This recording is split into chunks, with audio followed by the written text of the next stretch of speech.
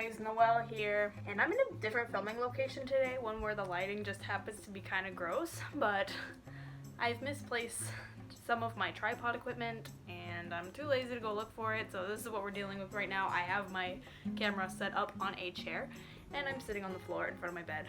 This is improvisation at its finest. But today's video is going to be a story time, and it's late to be uploaded because I didn't have time to film this weekend, but you know what?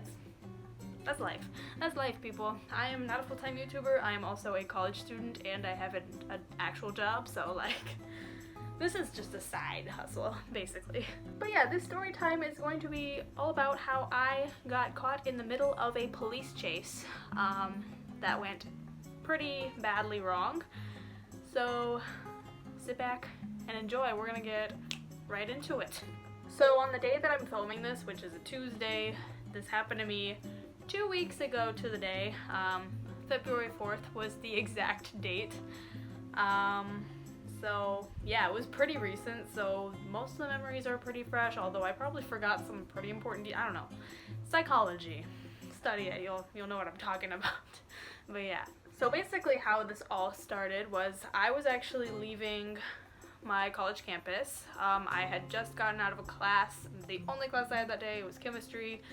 So yeah, that lecture was like, as usual, I was trying to stay awake because, while I do like chemistry, but I don't sleep much, so it was like 10 a.m., so it was 10 a.m. when I got to class, 1 p.m. when I got out. Anyways, not important. But yeah, so I was leaving campus getting ready to go home, and so basically at the intersection here, there's like I had to turn right out of there, so there's like a right turn lane and there's a left turn lane. It's pretty self-explanatory.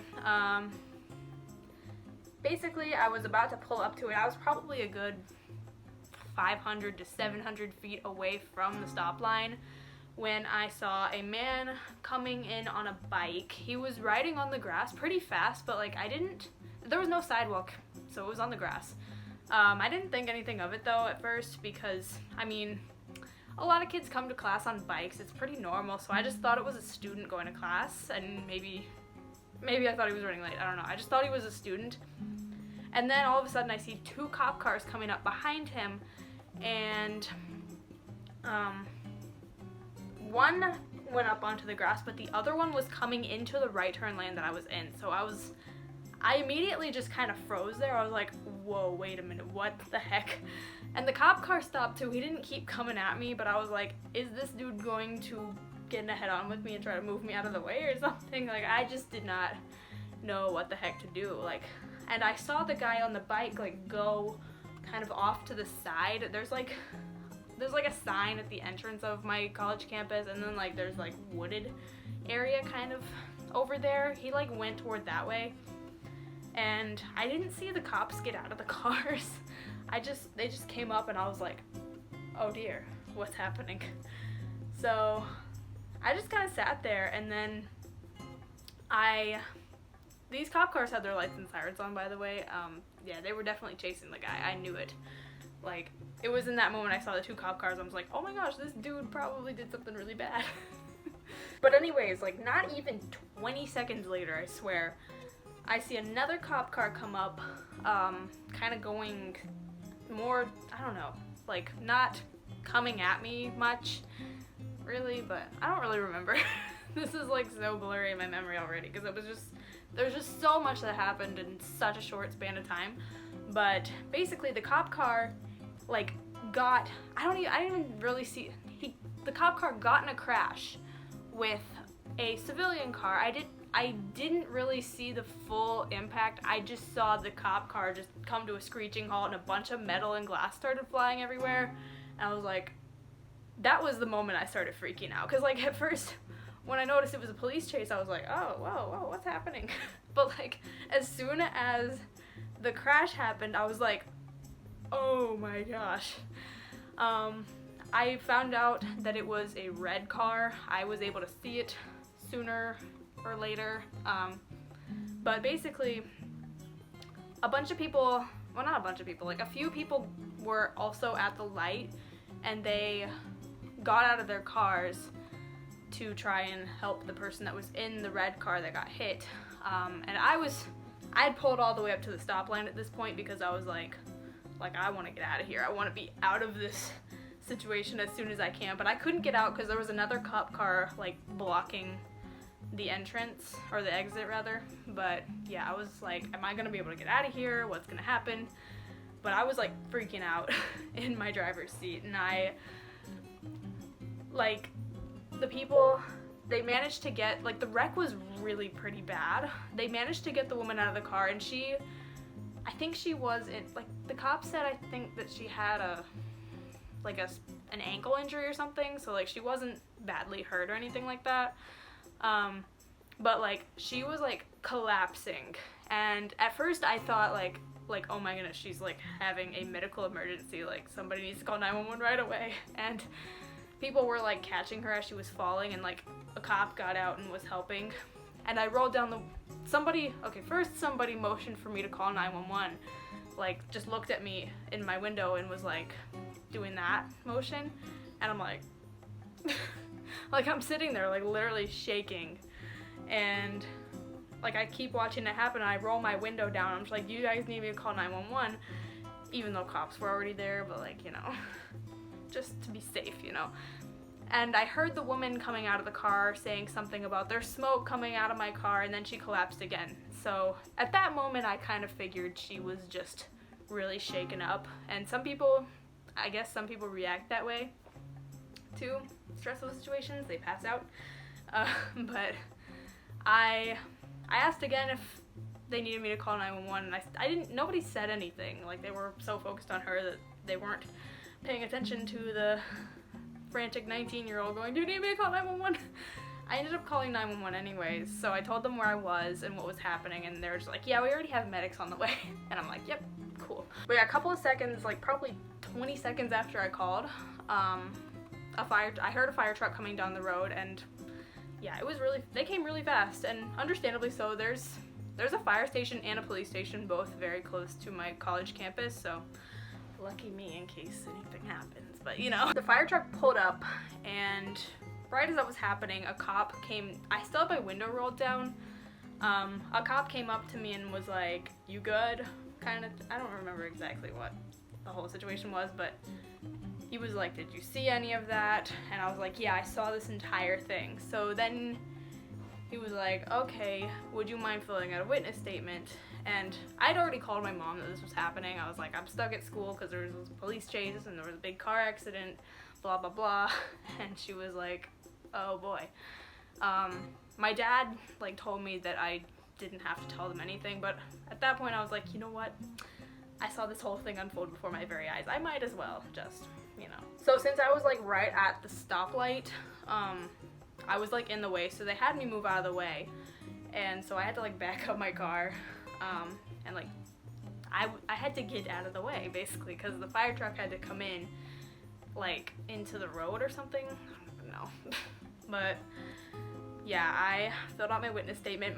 I was still shaking like crazy. Like, I somewhat calmed down, like, after I saw that everything was gonna be somewhat fine, but I was still shaking like crazy. So, like, my handwriting on that witness statement was extremely messy.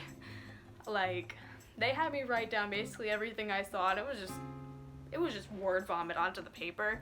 And pro tip, if you ever have to fill out a witness statement, if lights and sirens were on the cop cars, you have to put that because it's important apparently. But yeah, I filled out the witness statement, I gave it back to the officer. There were 2 other girls there that, like, saw the whole thing go down, and they also filled out witness statements. They had us wait there for a little while. I was talking to the 2 girls that were there, and that actually did help calm my nerves a little bit. It's like, if you witness, like, some kind of traumatic situation, it helps to talk about it, like, right after it happens, especially to people that also kind of saw the same thing or went through the same thing. Just, yeah, pro tip. But they had us staying there until, like, they had, like, papers. I don't even know what they were doing while they had us stay there. But if I'm gonna give you an idea real quick about how bad the crash really was. So basically, the civilian woman's car was pretty mangled. I saw it. It was like, yikes. Like, I don't even know where she got hit. Like, her front end was smashed in and also both sides. I don't know what the heck happened. Like, all I saw was the cop car, like, coming in and, like, saw it crash into something and, like, a bunch of metal was flying everywhere. I did not see the actual, like, the full crash, but the cop car was so mangled up that the rescue crews literally had to cut the roof off of the cop car to get the cops out. And because of this, because of how mangled the car really was, they thought that the cops might be, there were 2 cops in the car. I thought there was just 1 at first, but I read later on in the news that there were actually 2. They thought that they were critically injured and like there was a 50-50 chance of survival. And so if basically in a traffic accident, if somebody is killed or if somebody is critically injured and basically has a 50-50 chance of survival, they have to call in the traffic homicide person, whoever, I don't know, traffic homicide something or other, basically to come and investigate the scene and talk to the witnesses. And since they thought the officers were critically injured, they told all of us that they were going to call in the traffic homicide person and we were gonna have to talk to them, so we had to stay for a little bit longer. And we were talking to one of the officers that was on the scene, and one girl that was a witness thought that like the woman like was driving on a suspended license or she was under the influence or something because of like how she was fainting so much and like so terrified. Like she thought she was in trouble. They did have a DUI officer there on the scene. I think they did a drunk driving test on her, which would be pretty unreliable on people who've just been in an accident because you're shaken up, you can't really think straight. But I don't know. I don't really know exactly what happened with her, except that she got taken to the hospital later on. But yeah, she wasn't in trouble. She just, you know, was very shaken up, and that's how some people react to it. But as with the guy on the bike,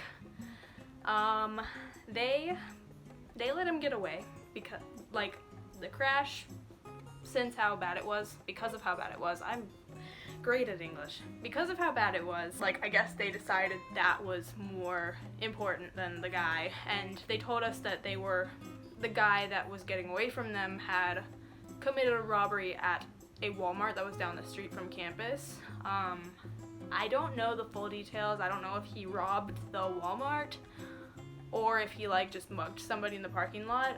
I have no idea, but they didn't know if he was armed or not, and they were chasing him out of there. And they told us something about how if the perpetrator approaches a campus, like a college campus or any school campus of any kind, they have to send way more units out to make sure that the guy doesn't cause any issues there. So back to the crash scene, they cut the roof off of the cop car, and they actually found out the officers were fine. They were injured, but they were not in critical condition. They just, you know, the crash was bad enough that it injured them, but they were fine in terms of they were expected to survive it. So they came back to us and told us, oh, you guys can go now. We don't actually have to call in the traffic homicide person because the officers are gonna be fine. So that was a relief because we were all kind of like, oh my gosh, what if these officers die? Or, well, we all thought it was one officer, but like, what if they die? It would be really, really tragic if that happened because like, I mean, that would have been the first time I've ever really witnessed a fatal crash. I mean, I've been in a car accident. I was 16 and my mind was just blank for some reason. I wasn't drunk or on drugs or anything. Calm down. My mind just kind of went somewhere. I was 16, but yeah. It was such a minor crash, and even, it was so minor, like I was going at a slow enough speed that my airbags didn't even deploy. I just rear-ended somebody, but that alone left me with literal PTSD. And I wasn't like afraid to drive, but for a long time, like probably at least a year and a half, like I I got so nervous when people would put on their brake lights, and if I had to stop really fast for something, I was like panicking. I don't know, like a minor crash like that left me with PTSD, so I was like, imagine if I had just witnessed this fatal crash. Luckily for me, I was not involved in it. I thought I was gonna be involved in it. Like, I thought another officer was gonna come in and like crash into me head on or something like that. Like, I was very, like, there was a brief moment where I actually feared for my safety and my life. But luckily I was not involved in the crash. I was fine. I was just really shaken up. My car was fine. I was not hit by anybody. So I went on home after that. I was calm after that because like I was very, very shaken up like right after it happened, but I was there sitting there just waiting on stuff for like an hour. Like, it was a long time. But I went home after that and they investigated the crash like well into the afternoon, I think. Like, I remember I saw a news story about it at 4 p.m. when they finally had like gotten more updates. There was a news helicopter circling above us, looking at the crash. I didn't actually see them cut the roof off. I didn't know they were doing that until I saw the news story. But yeah, that was a pretty scary moment that I've experienced. All I could think about for the rest of the day and even into the next day was like, what if the perpetrator was not on a bike? Because he was on a bicycle running from the police. I think they could have caught him on foot. Like, I don't think they needed cars, but the perpetrator was on bike, so like if he had hit anybody, he would have hurt himself. He wouldn't have hurt anybody in a car. But all I could think about was like, what if the perpetrator was in a car? Like, he would have almost certainly hit me head on, and I would have probably been injured. So I'm just lucky that the guy was on a bike and I'm still here. So yeah, that's his whole story time basically. In terms of what happened to the perpetrator, because I did mention they let him get away because the crash was more important. I don't know to this day if they ever caught him. I like to think that they did. I think the cops are pretty good at catching people. Like, I remember several months ago, there was a guy in my school library that like made threats of like being a mass shooter or something like that, and the cops literally found him and arrested him several miles from campus. So I think they might have found the guy by now. I'm sure. It's been 2 weeks, so maybe. But yeah, everybody that was involved in the crash ended up fine. They all survived. They were all released from the hospital. Everybody's good. I am no longer shaken up from this. Now I kind of laugh about, well, not laugh, I don't know, it's just not that serious to me anymore, I guess. But yeah, that was the story time. Yeah. So if you like this video, make sure and give it a thumbs up, and also subscribe to my channel, and don't forget to click that bell to turn on post notifications so you don't miss another upload from me. And yeah, that's everything. That's all I got for you guys today. So have a good day, and adios.